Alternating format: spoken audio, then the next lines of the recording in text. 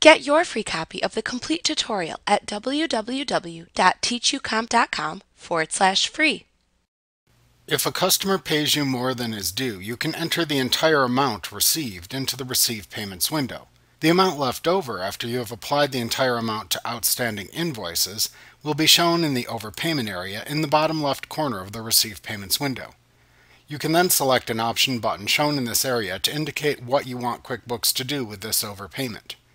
You can select the Leave the Credit to be Used Later option button to receive the money and issue a customer credit in the amount of the overpayment, or select the Refund the Amount to the Customer option button to issue a refund check to the customer when you save the transaction.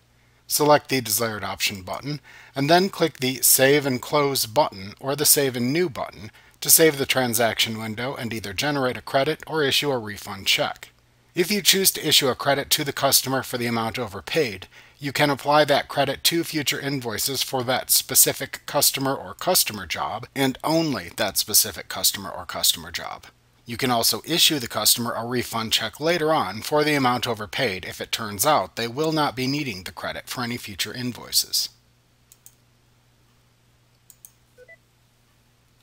Like what you see? Pick up your free copy of the complete tutorial at www.teachucomp.com/free.